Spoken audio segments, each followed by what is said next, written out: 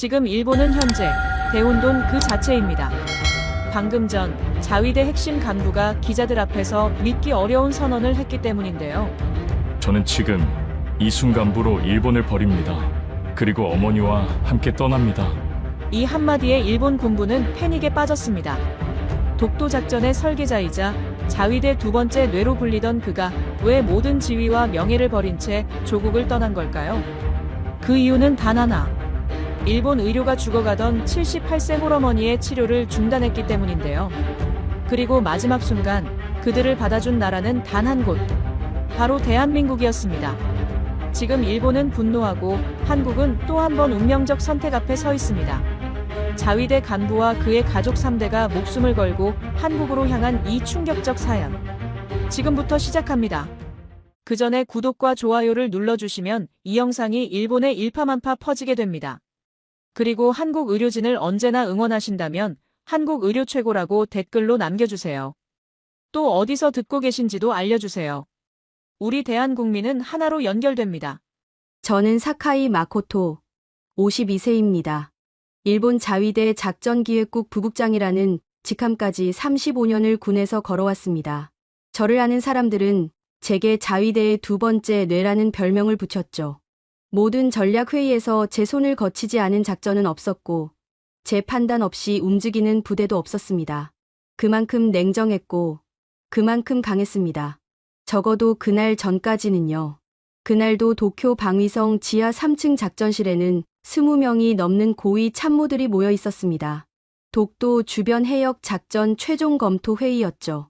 책상 위엔 해도와 위성사진이 펼쳐져 있었고 저는 레이저 포인터를 든 채 설명을 이어가고 있었습니다. 모두가 제 입만 바라보고 있었어요. 그때였습니다. 회의실 문이 열리고 비서관이 창백한 얼굴로 들어왔죠. 손에 든 종이가 미세하게 떨리고 있었습니다. 부국장님, 긴급 연락입니다. 저는 회의를 멈출 수 없었어요. 고개를 끄덕이며 계속 설명을 이었죠. 하지만 비서관은 물러서지 않았습니다. 제 귀에 대고 속삭였어요. 따님께서, 어머님께서 쓰러지셨다고. 그 순간 손에 쥐고 있던 포인터가 바닥에 떨어졌습니다. 딸랑 소리가 회의실 안을 울렸고 모두가 저를 쳐다봤죠. 저는 그 시선들을 느끼지 못했어요. 오직 한 사람만이 머릿속을 가득 채웠습니다. 제 어머니, 78세의 사카이 치에코였습니다. 회의실을 뛰쳐나와 전화를 받았습니다. 딸 미카의 목소리는 울음으로 떨리고 있었어요. 아버지, 할머니가 병원에서 심정지가 왔대요. 지금 응급실이에요. 핸드폰을 쥔 손이 떨렸습니다. 35년 동안 단 한 번도 떨어본 적 없는 손이었는데 그날은 멈출 수가 없었죠. 저는 곧바로 도쿄대학병원으로 달려갔습니다. 복도를 뛰어가는 내내 제 구두 소리만이 텅 빈 공간을 울렸어요. 응급실 앞에 도착했을 때 딸과 7살짜리 손녀 희나가 서 있었습니다. 희나는 제 다리를 붙잡고 울었죠. 할아버지, 할머니가 안 깨어나. 1시간쯤 지났을까요? 의사가 나왔습니다. 그의 표정에서 이미 답을 읽을 수 있었어요. 그는 천천히 입을 열었습니다. 심장 근육이 전체적으로 붕괴되고 있습니다. 매우 희귀한 케이스예요. 솔직히 말씀드리면 저희 병원에서는 치료 사례가 없습니다. 그럼 다른 병원은요? 제 목소리가 떨렸습니다. 평생 명령만 내리던 제가 누군가에게 애원하고 있었죠. 일본 내에선 어렵습니다. 이런 형태의 심장 붕괴는 전례가 거의 없어서 이식 외엔 방법이 없는데 어머님 연세를 고려하면 의사는 말을 잇지 못했습니다. 저는 그 침묵의 의미를 알았어요. 포기하라는 뜻이었죠. 다음 이틀 동안 저는 도쿄 내 모든 대형 병원을 찾아다녔습니다. 게이오 대학병원, 준텐도 대학병원, 국립암연구센터까지. 하지만 돌아오는 대답은 똑같았어요. 불가능합니다. 연세가 너무 많으십니다. 기적이 일어나길 바랄 수밖에요. 저는 무너졌습니다. 작전실에서 수백 가지 시뮬레이션을 돌리던 제가 단 하나의 해결책도 찾지 못하고 있었죠. 병실로 돌아왔을 때 어머니는 산소 마스크를 쓴 채 누워 계셨어요. 눈을 뜨셨다가 저를 보시곤 희미하게 미소 지으셨습니다. 마코토, 괜찮아. 그 목소리가 너무 작았어요. 저는 어머니 손을 잡았습니다. 평생 저를 키워주신 그 손이 이제는 너무 가벼웠죠. 제 눈에서 눈물이 흘렀습니다. 67년을 살면서 처음 흘리는 눈물이었어요. 딸 미카가 제 어깨를 잡았습니다. 아버지, 한국은 어때요? 한국? 인터넷에서 봤어요. 한국이 심장 관련 고난도 수술로 유명하다고. 혹시 몰라요? 저는 고개를 저었습니다. 한국이라니. 제가 평생 작전을 짜왔던 그 나라를 어떻게 찾아갈 수 있을까요? 하지만 딸의 눈빛이 너무 간절했어요. 저는 결국 고개를 끄덕였습니다. 알아볼게. 다음 날, 주일 한국대사관 의료 담당자와 통화가 연결됐습니다. 저는 어머니의 상태를 설명했어요. 상대방은 잠시 침묵하더니 이렇게 말했습니다. 자료를 보내주시겠습니까? 서울대병원과 삼성서울병원에 전달해 보겠습니다.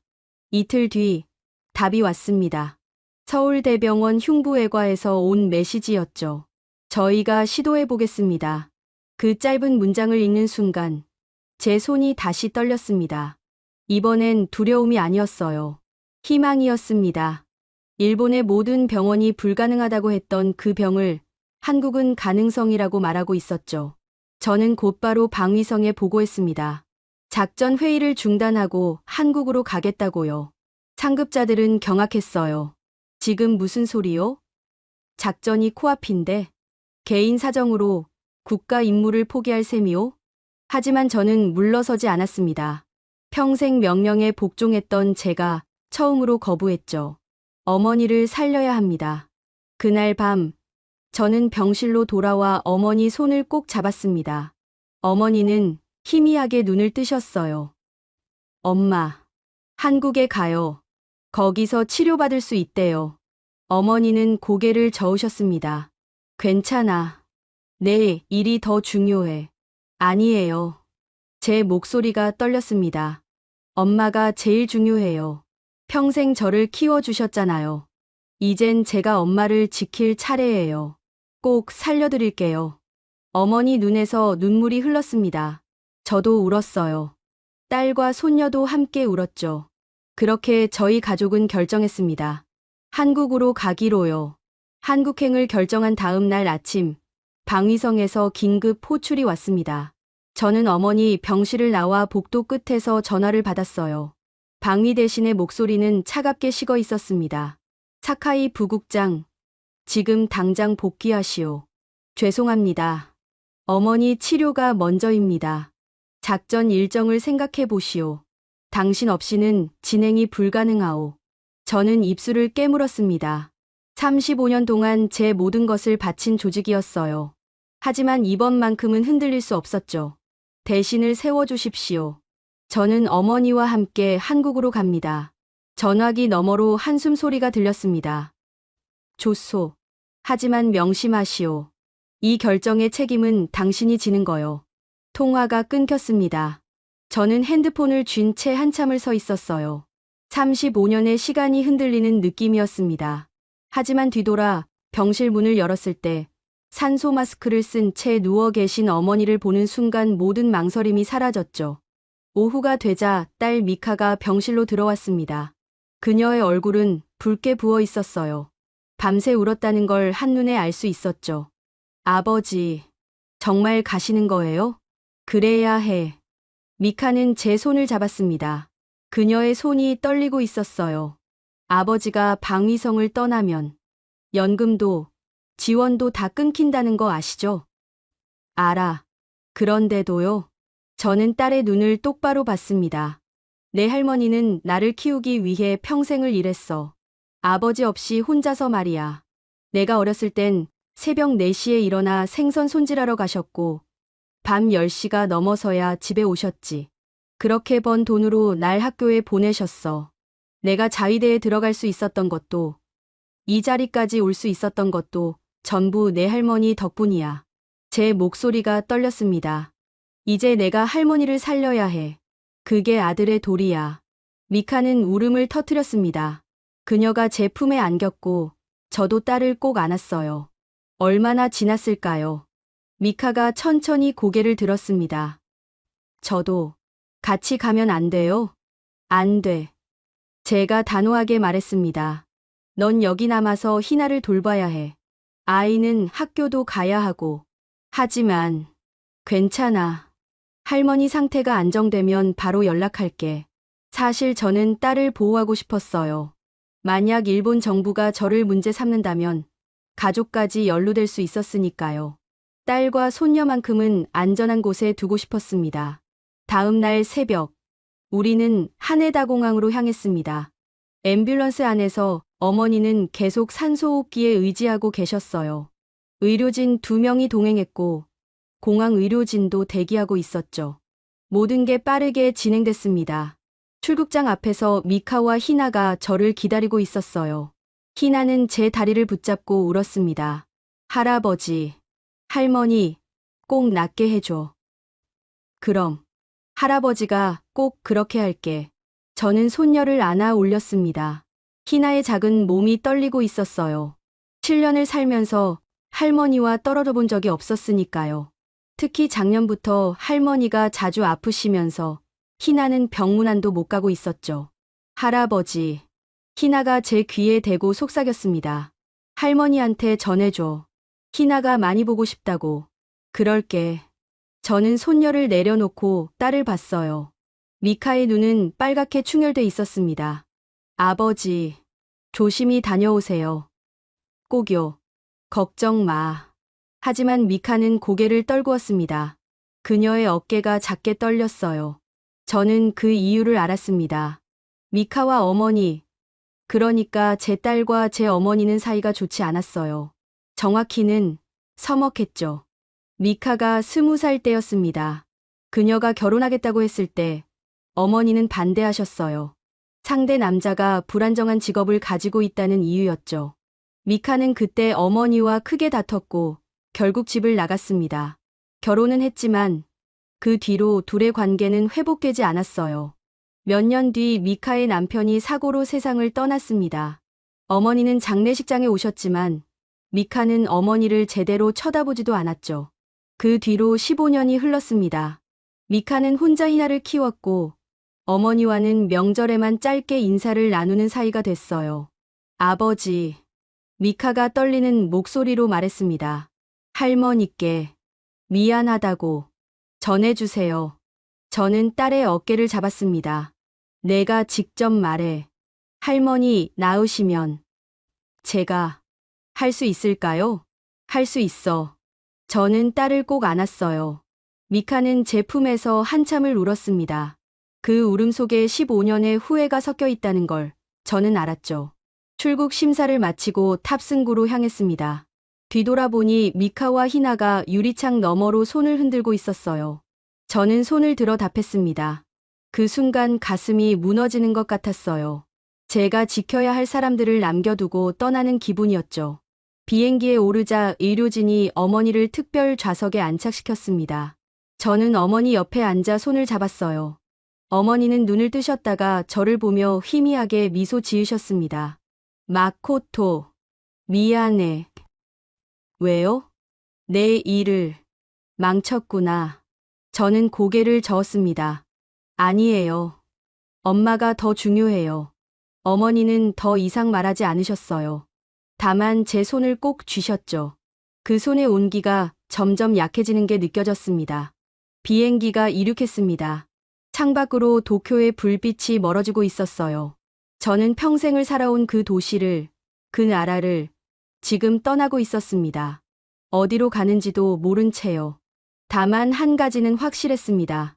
어머니를 살려야 한다는 것. 그것만이 제게 남은 유일한 목표였죠. 기내는 조용했습니다.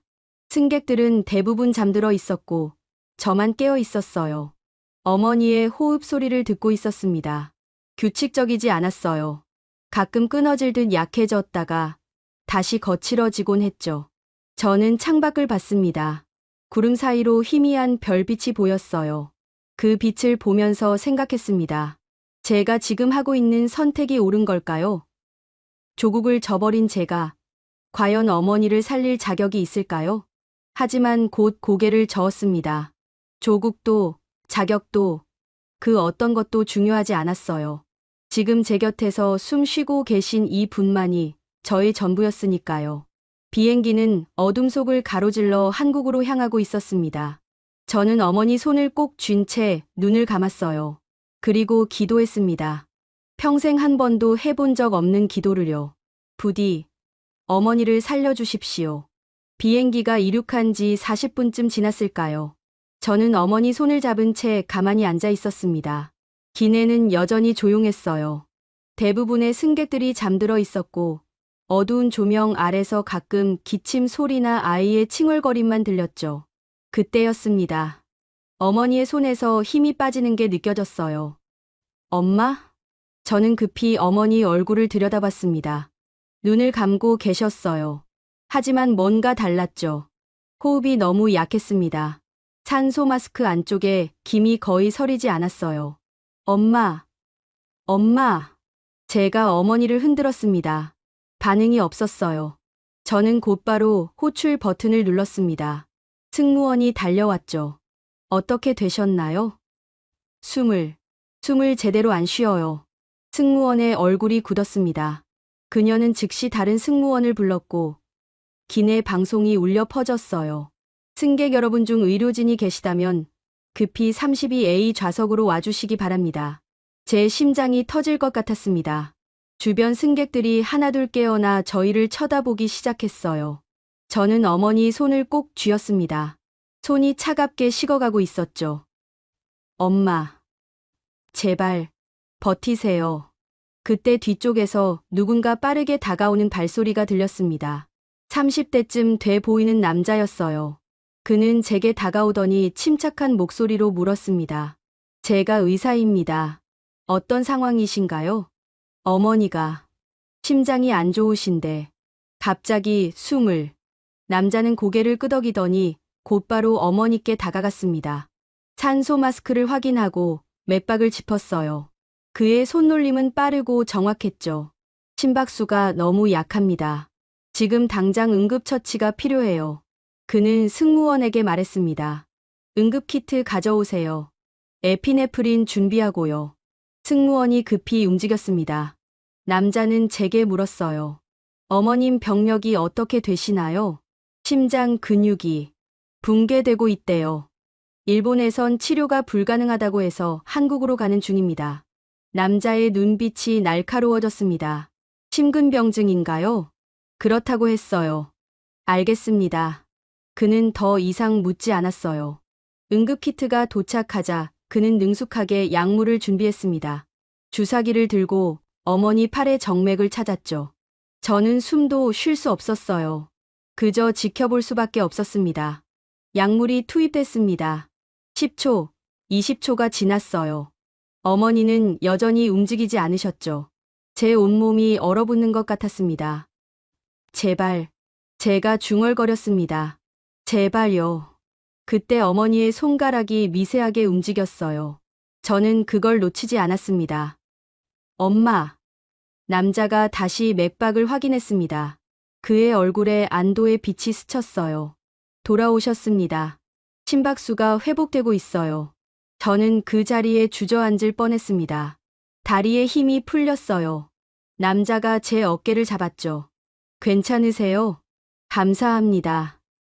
정말 감사합니다. 저는 그의 손을 잡았습니다.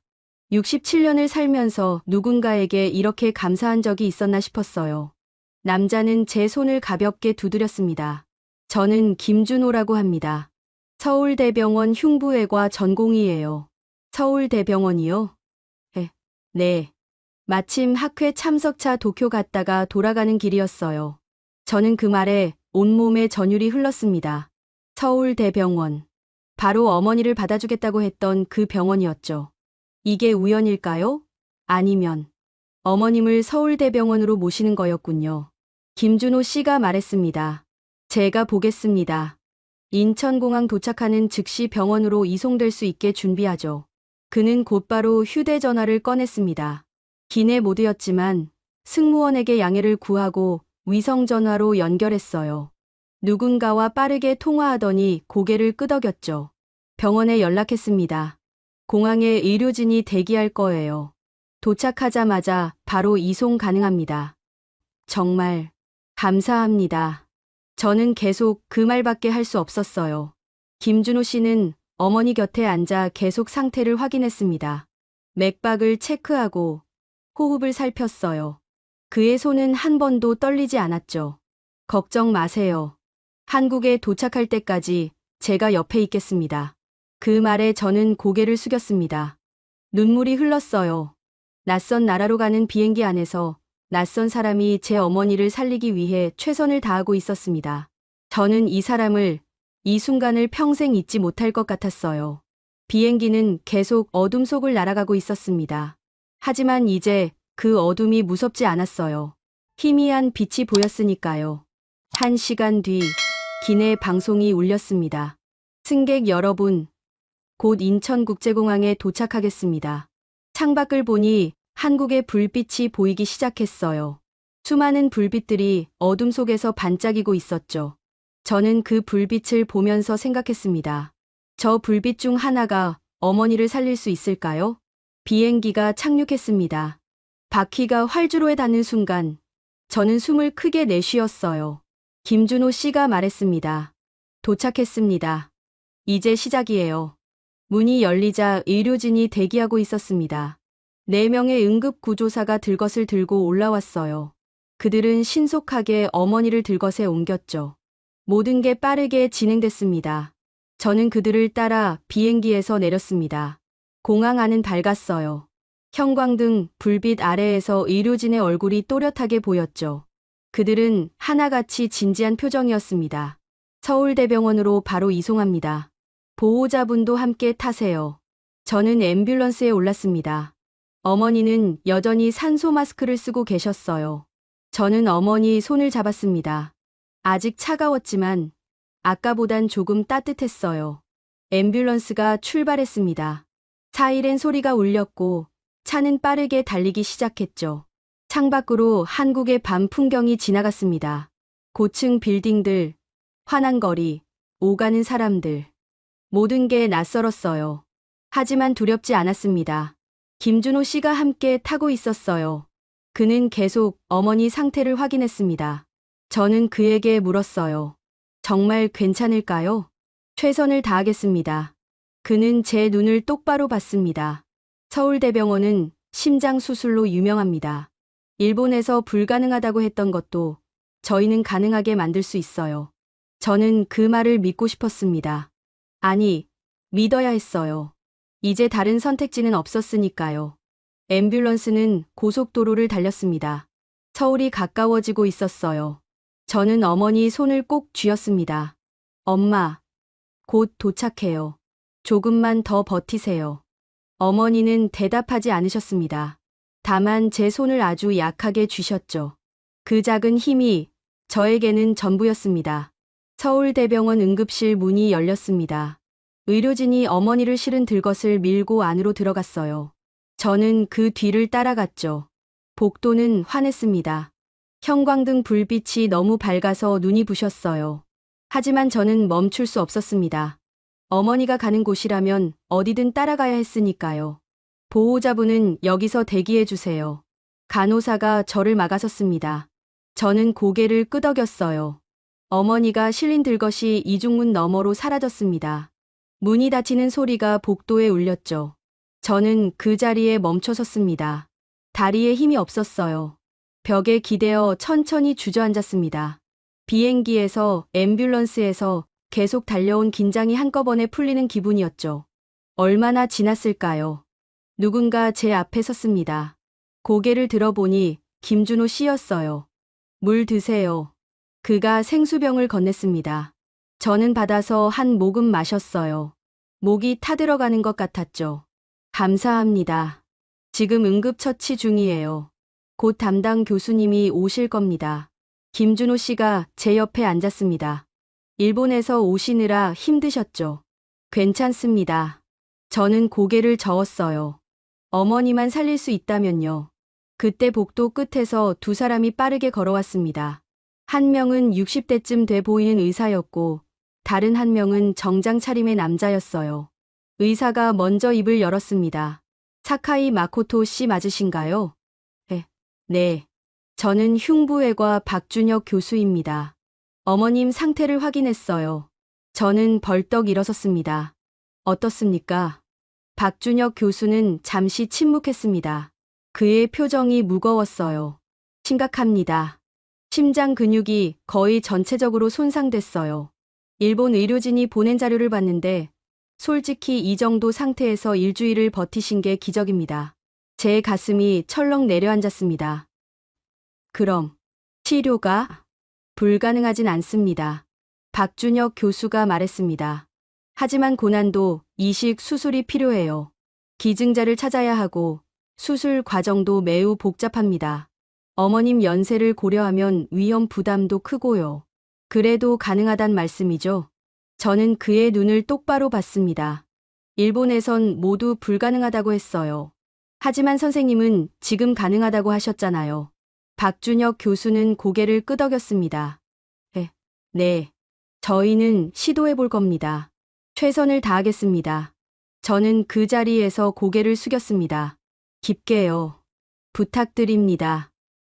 제발, 어머니를 살려주세요. 일어나세요. 박준혁 교수가 제 팔을 잡았습니다. 의사로서 당연한 일입니다. 그때 정장 차림의 남자가 말했습니다. 사카이 씨, 저는 외교부에서 나온 연락관입니다. 일단 어머님 치료가 최우선이지만 몇 가지 말씀드릴 게 있습니다. 무슨 말씀이신지요? 일본 대사관에서 연락이 왔습니다. 사카이 씨의 신병 인도를 요청했어요. 제 몸이 굳었습니다. 신병 인도요? 네. 자위대 고위 간부가 무단으로 한국에 입국했다는 이유였습니다. 하지만 걱정 마세요. 연락관이 말했습니다. 여긴 한국입니다. 보호자, 강제 인도는 불가능해요. 특히 환자 치료가 진행 중일 때는요. 저는 안도의 한숨을 내쉬었습니다. 하지만 곧 불안이 밀려왔어요. 일본 정부가 움직이기 시작했다는 뜻이었죠. 박준혁 교수가 말했습니다. 일단 중환자실로 옮기겠습니다. 상태를 안정시키고 기증자를 찾는 동안 모니터링이 필요해요. 알겠습니다. 저는 고개를 끄덕였습니다. 의료진이 다시 어머니를 이송하기 시작했어요. 저는 그들을 따라 복도를 걸었습니다. 중환자실 앞에 도착했을 때였습니다. 복도 끝에서 누군가 제 이름을 부르는 소리가 들렸어요. 아버지. 저는 돌아봤습니다. 믿을 수 없었어요. 복도를 달려오는 사람은 제 딸 미카였습니다. 그리고 그녀의 손을 잡고 뛰어오는 작은 아이, 손녀 희나였죠. 미카. 희나? 저는 그 자리에 멈춰섰습니다. 딸이 제 품에 안겼어요. 아버지, 혼자 두지 않을 거예요. 어떻게 여기까지? 바로 다음 비행편 탔어요. 희나를 데리고. 미카는 울고 있었습니다. 희나도 제 다리를 붙잡고 울었어요. 할아버지.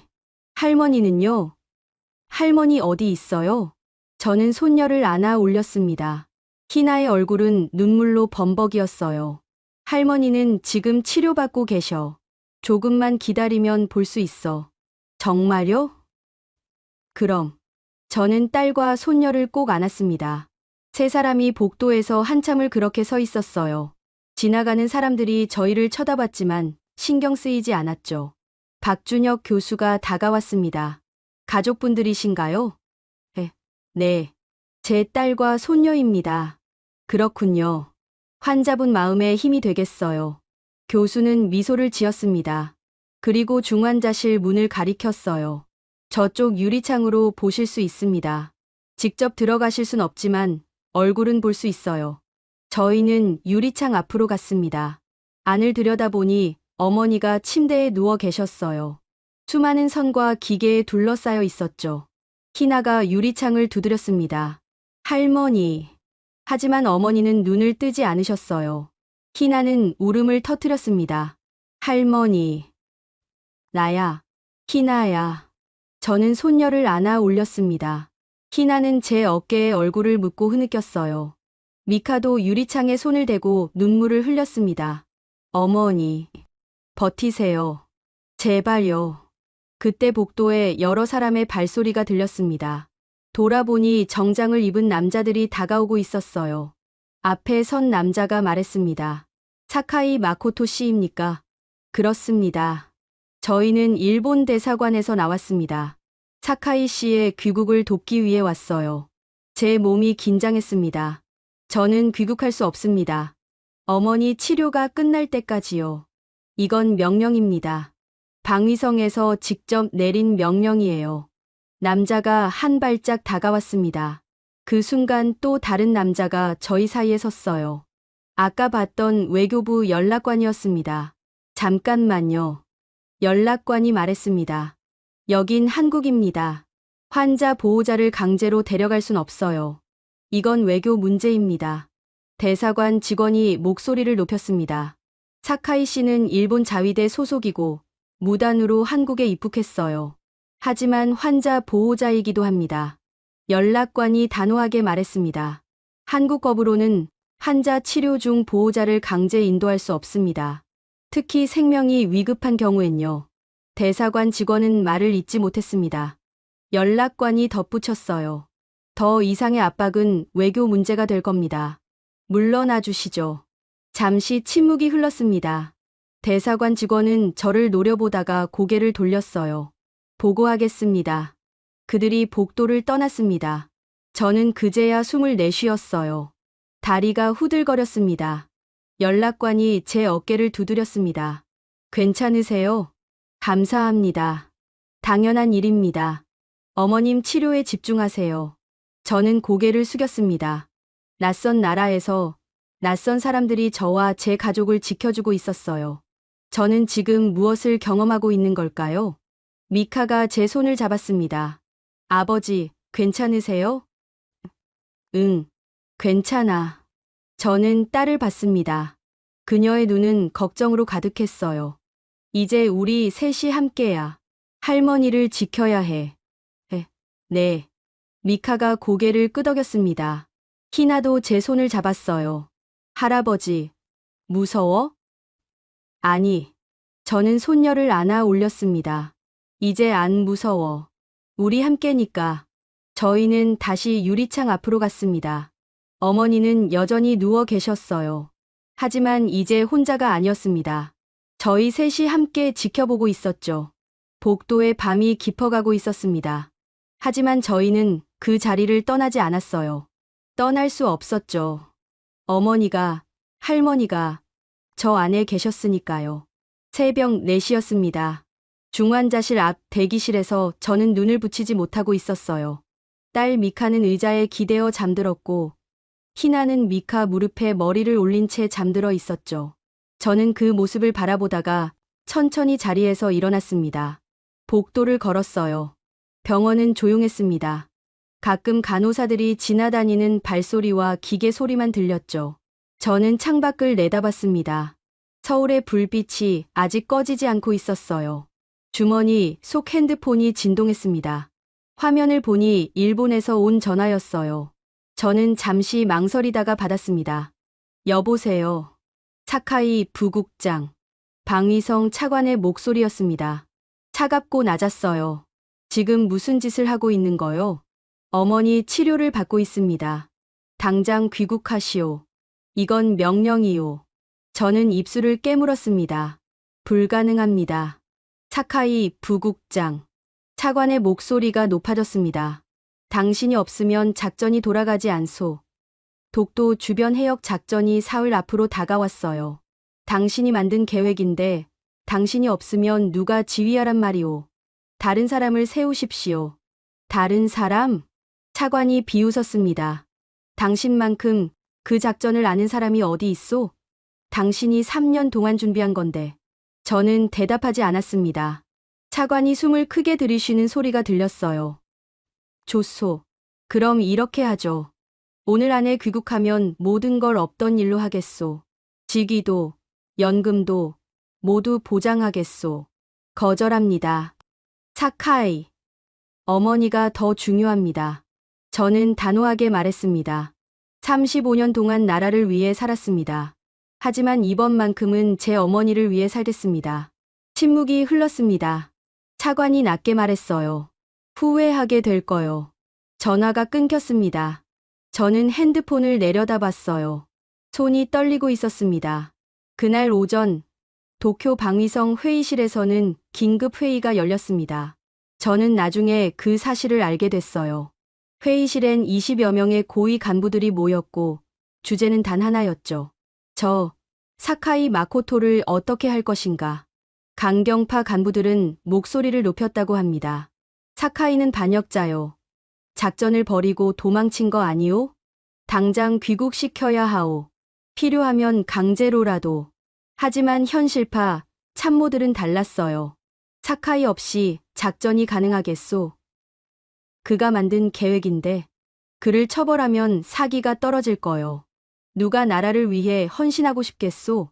회의는 평행선을 달렸습니다. 결론은 나지 않았어요. 다만 한 가지는 확실했죠. 일본 자위대는 저를 두고 갈라지기 시작했습니다. 저는 그 사실을 모른 채 병원 복도를 걷고 있었어요.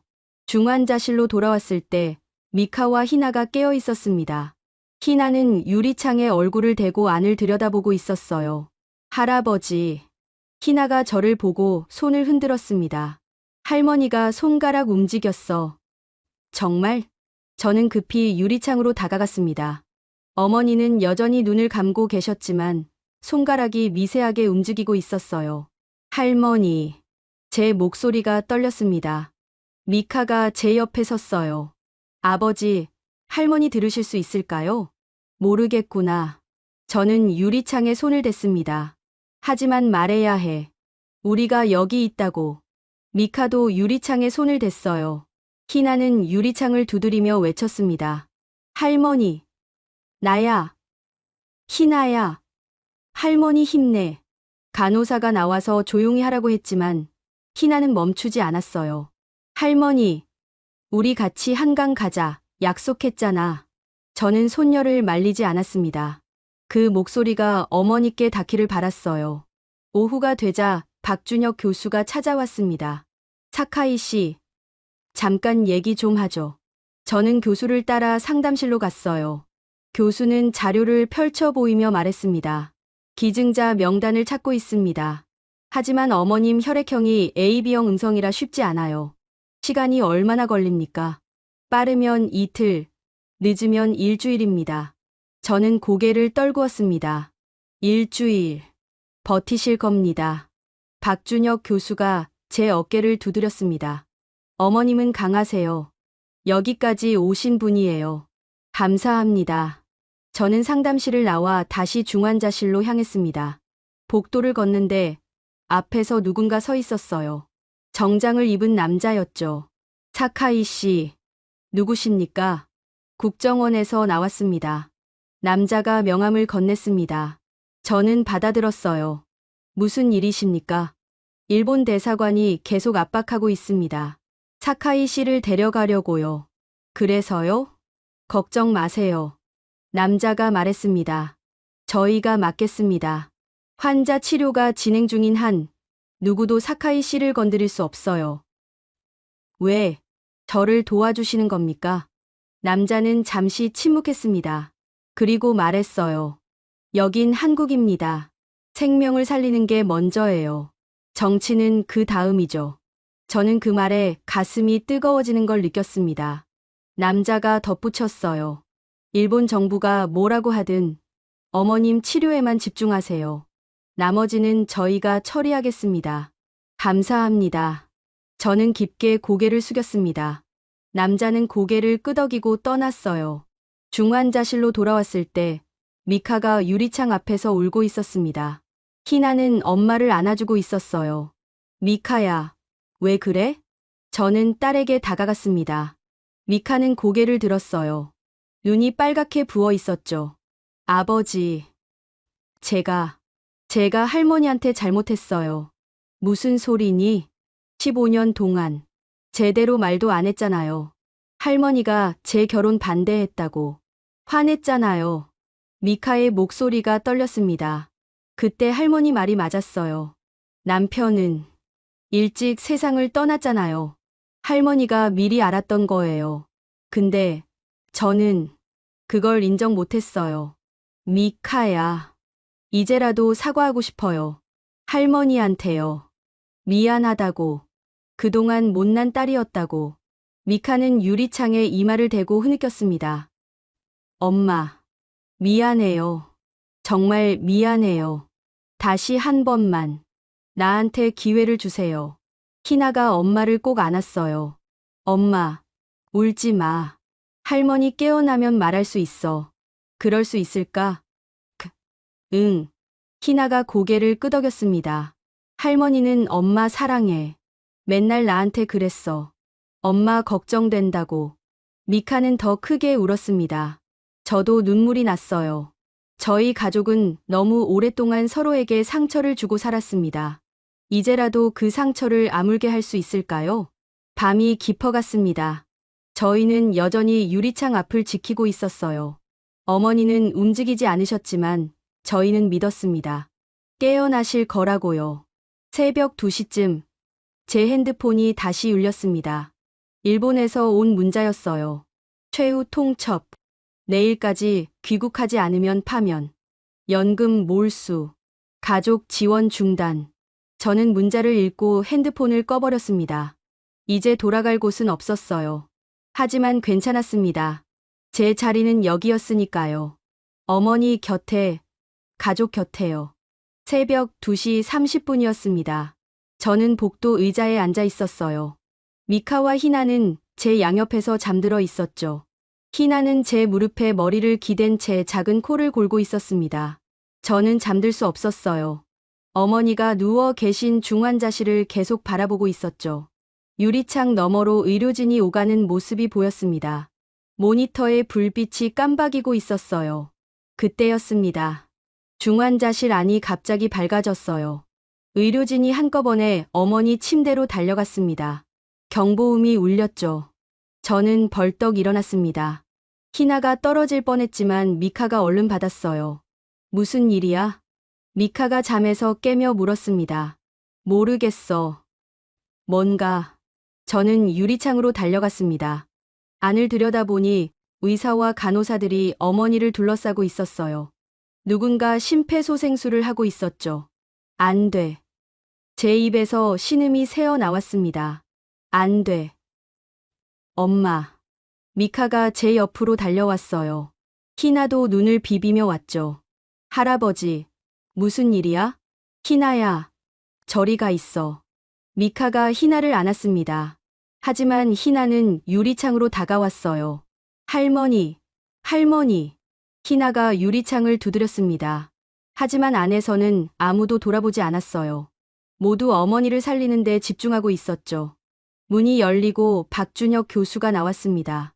그의 얼굴은 땀으로 젖어 있었어요. 어떻게 된 겁니까? 제가 물었습니다. 목소리가 떨렸어요. 심정지가 왔습니다. 지금 소생 중이에요. 심정지요? 네. 하지만 포기하지 마세요. 저희가 최선을 다하고 있습니다. 박준혁 교수는 다시 안으로 들어갔습니다. 문이 닫혔어요. 저는 그 자리에 멈춰 섰습니다. 다리에 힘이 없었죠. 아버지. 미카가 저를 붙잡았습니다. 저는 무너질 뻔했어요. 할머니. 희나가 울기 시작했습니다. 할머니 안 돼. 저희는 유리창 앞에 서서 속수무책으로 지켜볼 수밖에 없었어요. 안에서는 계속 심폐소생술이 이어졌습니다. 5분이 지났어요. 10분이 지났죠. 제 심장도 멈춘 것 같았습니다. 숨을 쉴 수가 없었어요. 제발. 제가 중얼거렸습니다. 제발. 엄마. 돌아와요. 미카가 제 손을 잡았습니다. 희나는 유리창에 얼굴을 대고 울고 있었어요. 할머니. 나 한국말 배울 거야. 그러니까 돌아와. 우리 같이 한강 가자. 약속했잖아. 희나의 목소리가 복도에 울렸습니다. 지나가던 간호사들이 멈춰서 저희를 봤어요. 누군가 눈물을 훔쳤죠. 15분이 지났을 때였습니다. 중환자실 안에 움직임이 느려졌어요. 의료진이 하나둘 물러섰습니다. 저는 온몸이 얼어붙었어요. 안 돼. 제발 안 돼. 그때 모니터의 불빛이 깜박였습니다. 작은 소리가 들렸어요. 삐, 삐, 삐. 심장 박동 소리였습니다. 뛰고 있어요. 누군가 소리쳤습니다. 의료진이 다시 움직이기 시작했어요. 박준혁 교수가 모니터를 확인하더니 고개를 끄덕였죠. 문이 열리고 교수가 나왔습니다. 그의 얼굴에 안도의 빛이 스쳤어요. 돌아오셨습니다. 정말입니까? 저는 교수의 팔을 붙잡았습니다. 정말 살아나셨어요? 네. 심장이 다시 뛰고 있어요. 하지만 아직 안심할 순 없습니다. 계속 모니터링이 필요해요. 저는 그 자리에 주저앉았습니다. 다리가 풀렸어요. 미카가 저를 붙잡았지만 저는 바닥에 앉고 말았죠. 엄마. 눈물이 쏟아졌습니다. 67년을 살면서 이렇게 운 적이 없었어요. 어깨가 떨렸습니다. 미카가 제 등을 쓰다듬었어요. 아버지. 괜찮아요. 할머니 살아나셨어요. 희나가 제 앞에 무릎을 꿇고 앉았습니다. 작은 손으로 제 눈물을 닦아줬어요. 할아버지. 울지 마. 할머니 강하잖아. 저는 손녀를 꼭 안았습니다. 미카도 저희를 안았어요. 세 사람이 복도 바닥에 앉아 한참을 그렇게 울었습니다. 얼마나 지났을까요? 박준혁 교수가 다가왔습니다. 일어나세요. 어머님 상태가 안정됐어요. 저는 교수의 손을 잡고 일어섰습니다. 감사합니다. 정말 감사합니다. 아직 끝난 게 아닙니다. 교수가 말했습니다. 기증자를 찾아야 해요. 오늘 일은 경고예요. 다음엔 돌아오지 못할 수도 있습니다. 저는 고개를 끄덕였습니다. 교수가 덧붙였어요. 부산에서 연락이 왔습니다. 혈액형이 맞는 기증자가 있대요. 조직 적합성 검사를 진행 중입니다. 언제쯤 알 수 있습니까? 오늘 안으로요. 희망이 보였습니다. 저는 유리창으로 다가갔어요. 어머니는 여전히 누워 계셨지만 모니터의 선이 규칙적으로 움직이고 있었습니다. 살아 계셨어요. 엄마, 조금만 더 버티세요. 곧 수술할 수 있어요.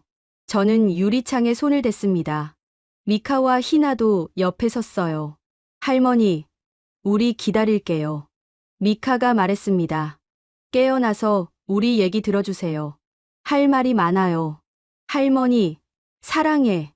희나가 외쳤습니다. 새벽 5시가 됐습니다. 동이 트기 시작했어요. 창밖으로 서울의 하늘이 밝아지고 있었죠. 저는 그 하늘을 봤습니다. 구름 사이로 희미한 햇빛이 비치고 있었어요. 저는 생각했습니다. 어머니가 이 하늘을 다시 볼 수 있을까요? 저희와 함께 아침을 맞을 수 있을까요? 제 핸드폰이 울렸습니다. 일본에서 온 문자였어요. 사카이 마코토, 본일 자로 파면. 연금 몰수. 가족 지원 중단. 귀국 시 군사재판 회부. 저는 문자를 읽고 핸드폰을 주머니에 넣었습니다. 이제 정말 돌아갈 곳이 없었어요. 35년 동안 쌓아온 모든 것이 사라졌죠. 하지만 후회는 없었습니다. 저는 유리창 너머의 어머니를, 옆에 선 딸과 손녀를 봤어요. 이것이 제가 지켜야 할 전부였습니다. 미카가 제 손을 잡았습니다. 아버지, 일본에서 뭐라고 했어요? 아무것도 아니야. 저는 고개를 저었습니다. 중요한 건 우리야. 우리 가족. 네. 미카가 고개를 끄덕였습니다. 희나가 제 다리를 안았어요. 할아버지, 배고파. 그래? 뭐 먹을까? 김밥. 희나가 웃으며 말했습니다. 저는 손녀 머리를 쓰다듬었어요. 그럼 김밥 사러 가자. 엄마랑 할머니 것도 사고. 응. 저희는 복도를 걸어 나갔습니다. 병원 로비는 조용했어요. 매점에서 김밥을 샀죠. 3줄이나 샀습니다. 이거 할머니 깨어나면 드릴 거야. 희나가 김밥 1줄을 들고 말했습니다. 그래. 할머니 좋아하실 거야. 저희는 다시 중환자실로 돌아왔습니다. 아침 햇살이 복도를 비추고 있었어요. 저희는 유리창 앞에 앉아 김밥을 먹었습니다. 어머니는 여전히 잠들어 계셨어요. 하지만 저희는 기다렸습니다. 얼마나 걸리든 끝까지 기다리기로 했죠. 그날 오후 박준혁 교수가 찾아왔습니다. 좋은 소식입니다. 교수가 미소 지었어요. 부산에서 조직이 확보됐어요. 내일 새벽 수술 들어갑니다. 저는 벌떡 일어났습니다. 정말입니까? 네. 준비하세요. 긴 싸움이 될 겁니다. 저는 고개를 끄덕였습니다. 미카와 희나도 일어났어요. 저희는 서로를 껴안았습니다. 할머니가 나을 거야. 희나가 외쳤습니다. 응. 그럼. 저는 손녀를 안아 올렸습니다. 할머니는 꼭 나으실 거야. 다음 날 새벽 4시였습니다. 저희는 수술실 앞 복도에 서 있었어요. 의료진이 어머니를 수술실로 이송하는 중이었죠. 저는 어머니 손을 잡았습니다. 엄마, 곧 괜찮아지실 거예요. 어머니는 눈을 뜨셨어요. 희미하게요. 입술이 움직였습니다. 마코토. 네, 엄마. 미안해. 왜요? 내 인생을 망쳤구나. 저는 고개를 저었습니다. 눈물이 났어요. 아니에요. 엄마가 제 인생 전부예요. 어머니가 희미하게 미소 지으셨습니다. 그리고 천천히 눈을 감으셨죠. 의료진이 들것을 밀었습니다. 수술실 문이 열렸어요. 할머니. 희나가 달려왔습니다. 할머니. 힘내. 우리 기다릴게. 어머니를 실은 들것이 수술실 안으로 들어갔습니다. 문이 닫혔어요. 수술 중이라는 빨간 불이 켜졌죠. 저희는 그 앞에 멈춰 섰습니다. 미카가 제 손을 잡았어요. 희나는 문을 뚫어지게 바라봤습니다. 얼마나 걸립니까? 제가 옆에 서 있던 간호사에게 물었습니다. 최소 12시간입니다. 상황에 따라 더 길어질 수도 있고요. 12시간. 저는 벽에 기대어 천천히 주저앉았습니다. 긴 시간이었어요. 오전 6시가 됐습니다. 병원 로비가 밝아지기 시작했어요.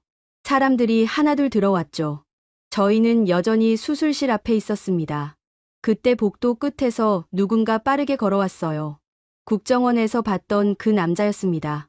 사카이 씨, 무슨 일입니까?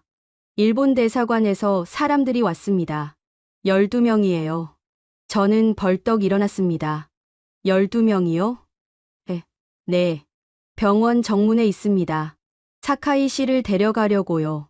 지금 어머니 수술 중인데. 알고 있습니다. 남자가 단호하게 말했습니다. 그래서 저희가 맡고 있어요. 경찰도 출동했고요. 걱정 마세요. 수술 끝날 때까지 아무도 여기 못 들어옵니다. 저는 고개를 숙였습니다. 감사합니다. 당연한 일입니다. 남자는 고개를 끄덕이고 떠났어요. 미카가 제 팔을 잡았습니다. 아버지, 괜찮으세요? 응, 괜찮아. 저는 다시 앉았습니다. 희나가 제 무릎에 머리를 기댔어요. 할아버지, 무서워? 아니, 저는 손녀를 안았습니다. 이제 안 무서워. 오전 9시였습니다. 박준혁 교수가 수술실에서 잠시 나왔어요. 수술복을 입은 채였죠. 어떻습니까?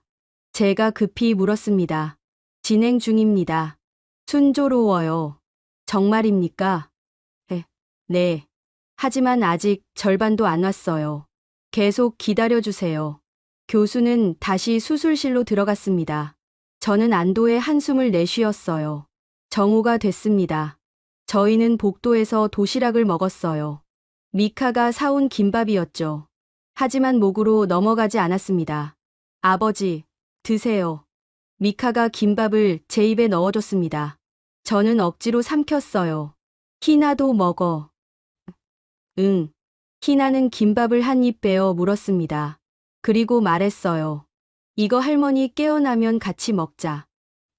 그래. 그러자. 저는 손녀 머리를 쓰다듬었습니다. 오후 2시였습니다. 복도에 다시 발소리가 들렸어요. 국정원 남자가 또 왔습니다. 사카이 씨, 밖이 시끄럽습니다. 무슨 일입니까? 일본 대사관 직원들이 병원 정문을 막고 있어요. 경찰과 대치 중입니다. 저는 창밖을 내다봤습니다. 멀리서 사람들이 모여 있는 게 보였어요. 저 때문에 신경 쓰지 마세요. 남자가 말했습니다. 저희가 처리하겠습니다. 사카이 씨는 어머님만 생각하세요. 저는 고개를 끄덕였습니다. 하지만 가슴이 무거웠어요. 저 하나 때문에 이렇게 많은 사람들이 움직이고 있었죠. 오후 4시였습니다. 수술실 문이 열렸어요. 간호사가 나왔습니다. 보호자분. 네. 저는 벌떡 일어났습니다. 어떻습니까? 지금 가장 중요한 단계입니다. 심장 이식을 진행 중이에요. 잘 되고 있습니까? 네. 교수님이 최선을 다하고 계세요. 간호사는 다시 들어갔습니다. 저는 다시 앉았어요. 손이 떨렸습니다. 오후 5시였습니다. 갑자기 수술실 안에서 경보음이 들렸어요. 저는 벌떡 일어났죠. 무슨 소리야? 미카가 물었습니다. 모르겠어. 문이 열리고 의료진이 급하게 오갔습니다. 저는 간호사를 붙잡았어요. 무슨 일입니까? 심정지가 왔어요. 지금 소생 중입니다. 또요? 저는 그 자리에 주저앉을 뻔했습니다. 미카가 저를 붙잡았어요. 아버지, 엄마, 제발. 희나가 수술실 문 앞에 섰습니다. 작은 주먹으로 문을 두드렸어요. 할머니, 이겨줘. 할머니는 강해. 희나의 목소리가 복도에 울렸습니다. 지나가던 사람들이 멈춰서 저희를 봤어요. 누군가 눈물을 닦았죠. 10분이 지났습니다. 문이 열리고 박준혁 교수가 나왔어요. 그의 얼굴은 땀으로 젖어 있었습니다. 돌아오셨습니다. 정말입니까? 네. 하지만 아직 끝난 게 아니에요. 계속 진행 중입니다. 교수는 다시 들어갔습니다. 저는 그 자리에 무너져 내렸어요. 미카가 저를 안았습니다. 아버지, 괜찮아요. 할머니 이기셨어요. 응, 이기셨어. 저는 딸의 품에서 한참을 울었습니다. 오후 6시였습니다. 병원 밖에서 소란이 들렸어요. 저는 창밖을 내다봤습니다. 일본 대사관 직원들과 경찰이 대치하고 있었어요. 사카이를 내놓으시오. 누군가 소리쳤습니다. 여긴 한국입니다. 물러나세요. 경찰이 대응했어요. 저는 창문에서 물러났습니다. 미카가 제 손을 잡았어요. 아버지, 저것 때문에 마음 쓰지 마세요. 하지만 할머니만 생각해요. 미카가 말했습니다. 그게 제일 중요해요. 저는 고개를 끄덕였습니다. 오후 7시였습니다. 수술이 계속되고 있었어요. 저희는 복도 의자에 앉아 기다렸습니다. 희나는 제 무릎에서 잠들었어요. 오후 9시였습니다. 밖은 어두워졌어요. 수술실의 빨간 불은 여전히 켜져 있었죠. 오후 11시였습니다. 저는 복도를 걸었어요. 미카와 희나는 의자에서 잠들어 있었습니다. 저는 혼자 창밖을 내다봤어요. 서울의 밤이었습니다. 불빛들이 반짝이고 있었죠. 저는 그 불빛을 보면서 생각했습니다. 어머니가 저 불빛을 다시 볼 수 있을까요? 새벽 1시였습니다. 박준혁 교수가 다시 나왔어요. 거의 끝났습니다. 정말입니까? 네. 1시간만 더 있으면 됩니다. 저는 그 말에 무릎이 꺾였습니다. 교수가 저를 붙잡았어요. 버티셨습니다. 조금만 더요. 감사합니다. 정말 감사합니다. 새벽 2시 30분이었습니다. 수술실 문이 열렸어요. 의료진이 나왔습니다. 박준혁 교수가 마스크를 벗었어요. 수술 성공입니다. 그 말을 듣는 순간 저는 그 자리에 주저앉았습니다. 눈물이 쏟아졌어요. 엄마. 미카가 달려와 저를 안았습니다. 희나도 깨어나 달려왔어요. 할머니 살았어? 응, 살았어. 저는 손녀를 꼭 안았습니다. 할머니 살아나셨어. 의료진이 박수를 쳤습니다. 복도에 있던 사람들도 박수를 쳤어요. 저는 그 박수 소리를 들으며 울었습니다. 13시간의 사투였습니다. 하지만 이겼어요. 어머니가 이기셨습니다. 수술 다음 날 아침이었습니다. 저는 중환자실 앞에 서 있었어요. 어머니는 여전히 깊은 잠에 빠져 계셨죠. 하지만 모니터에서는 규칙적으로 움직이고 있었습니다. 아버지, 커피 드세요. 미카가 따뜻한 커피를 건넸습니다. 저는 받아서 한 모금 마셨어요. 쓰디쓴 맛이 입안에 퍼졌죠. 고마워. 희나는요? 아래 편의점에서 할머니 드릴 사과 사러 갔어요. 미카가 미소 지었습니다. 할머니 깨어나시면 바로 드린다고. 저는 고개를 끄덕였습니다. 그때 복도 끝에서 국정원 남자가 걸어왔어요. 사카이 씨, 무슨 일입니까? 일본에서 발표가 있었습니다. 남자가 태블릿을 건넸어요. 저는 화면을 봤습니다. 일본 방위성 대변인이 기자회견을 하고 있었죠. 사카이 마코토 전 부국장은 본일 자로 파면됐습니다. 무단 이탈 및 작전 포기로 인한 조치입니다. 저는 화면을 물끄러미 바라봤어요. 35년이 한순간에 사라지는 모습이었습니다. 괜찮으세요? 남자가 물었습니다. 괜찮습니다. 저는 고개를 끄덕였어요. 이미 각오했던 일이니까요. 그런데 말입니다. 남자가 덧붙였습니다. 일본 언론이 난리예요. 한국이 일본 고위 간부의 어머니를 살렸다고 대서특필하고 있습니다. 그래요? 네. 여론이 들끓고 있어요. 일본 정부가 사카이 씨를 버렸다고요. 저는 그 말에 씁쓸하게 웃었습니다. 일본 정부는 저를 버렸지만 한국은 제 어머니를 살렸죠. 오후가 됐습니다. 박준혁 교수가 찾아왔어요. 좋은 소식입니다. 어머니가요? 네. 의식이 돌아오고 있어요. 곧 깨어나실 겁니다. 저는 벌떡 일어났습니다. 정말입니까? 네. 1시간 안에 면회 가능할 거예요. 저는 교수의 손을 잡았습니다. 감사합니다. 정말 어떻게 감사를 드려야 할지. 제 일을 했을 뿐입니다. 교수가 미소 지었어요. 가족분들 준비하세요. 저는 미카에게 전화했습니다. 곧 미카와 희나가 뛰어왔어요. 아버지, 정말요? 응. 곧 할머니 만날 수 있어. 희나가 손에 든 사과를 높이 들었습니다.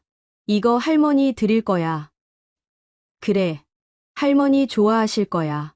1시간 뒤 중환자실 문이 열렸습니다. 간호사가 저희를 불렀어요. 들어오세요. 한 분씩요. 저는 먼저 들어갔습니다.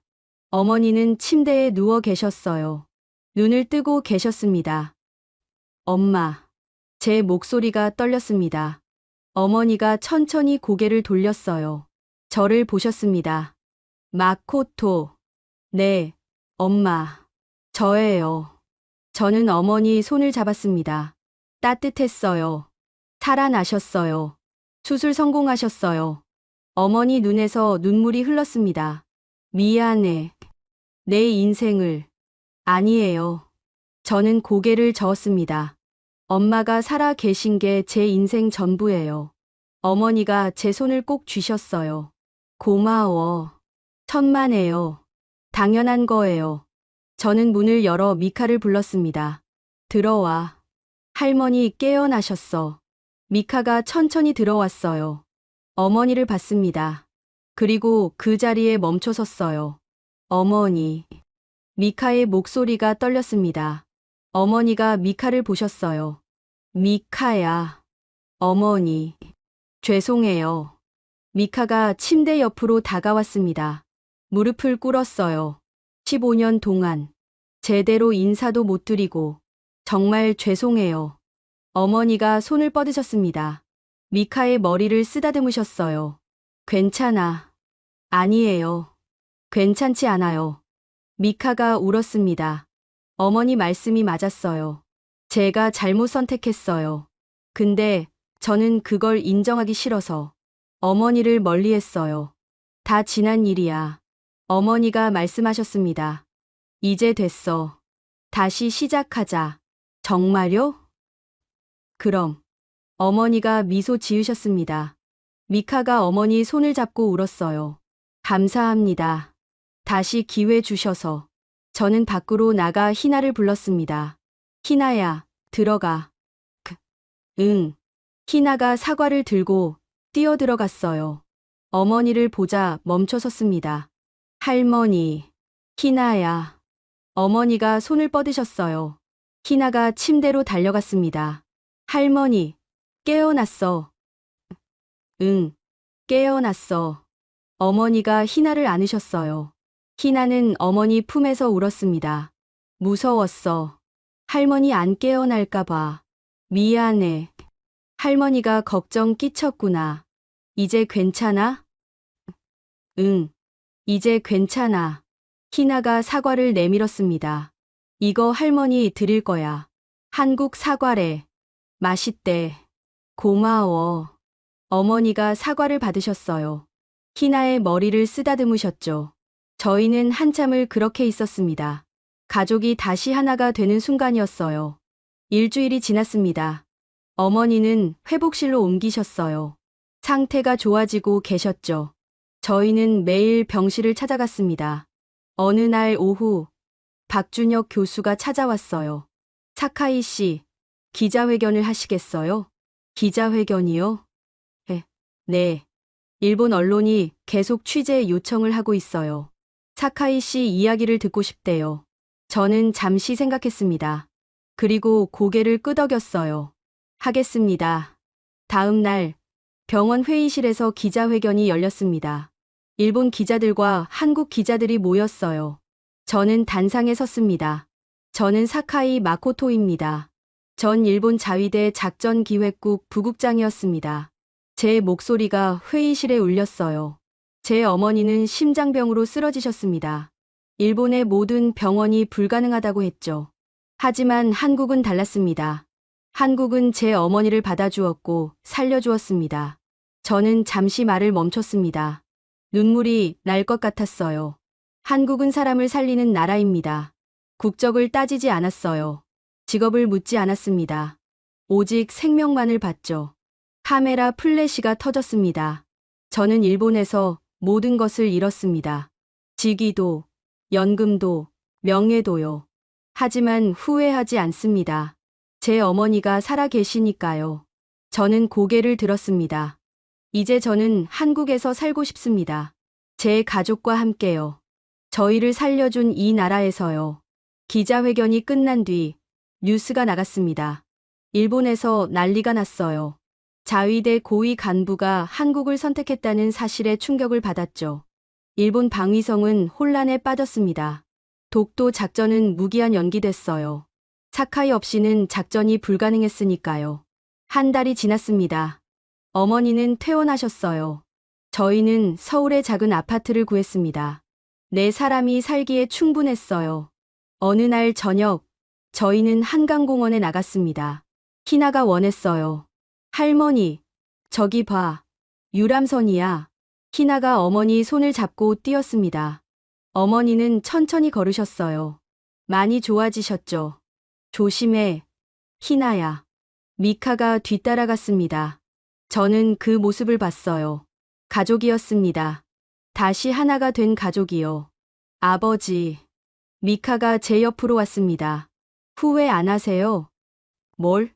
일본을 떠난 것이요. 저는 고개를 저었습니다. 전혀. 저는 어머니와 희나를 봤어요. 저건 제가 지킬 전부야. 그것만으로 충분해. 미카가 미소 지었습니다. 저도요. 이제 다시 시작할 수 있을 것 같아요. 어머니와요. 그래. 다시 시작하자. 한강에 바람이 불어왔습니다.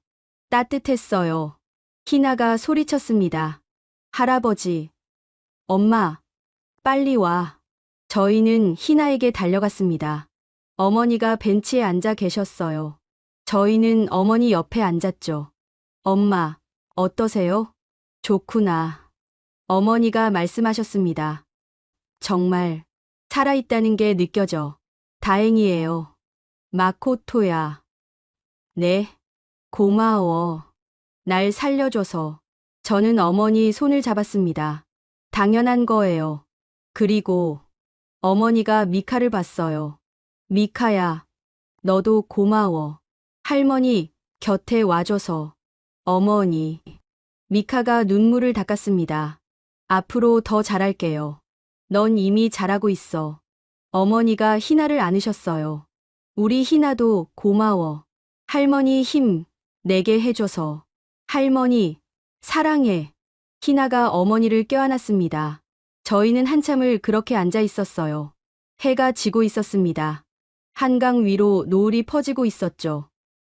엄마, 제가 말했습니다. 앞으로 여기서 살 거예요. 한국에서요. 그래도 되겠니? 물론이죠.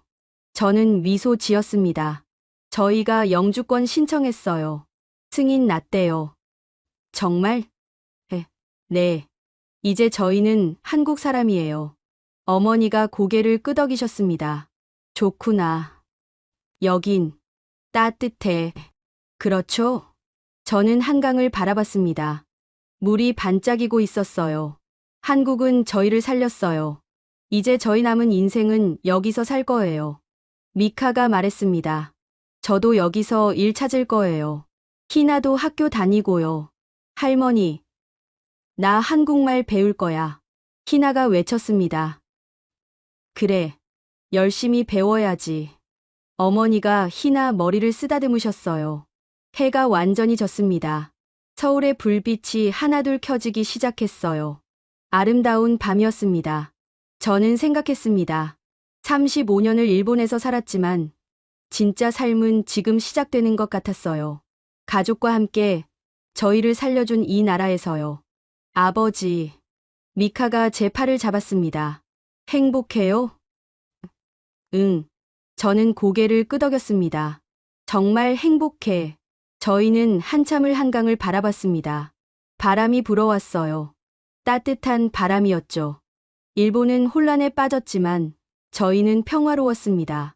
자위대는 무너졌지만 저희 가족은 다시 세워졌어요. 그게 제가 선택한 삶이었습니다. 후회는 없었어요. 여러분은 언제 한국이 따뜻하다고 느끼셨나요? 저는 생명의 위기 앞에서 국적도, 직업도, 과거도 묻지 않고 한 사람을 살려낸 한국 의료진과 이 나라의 시스템 속에서 그 따뜻함을 느꼈습니다. 이 이야기가 여러분의 마음에 닿았다면 구독과 좋아요 부탁드립니다. 부탁드립니다. 부탁드립니다. 부탁드립니다. 부탁드립니다. 부탁드립니다.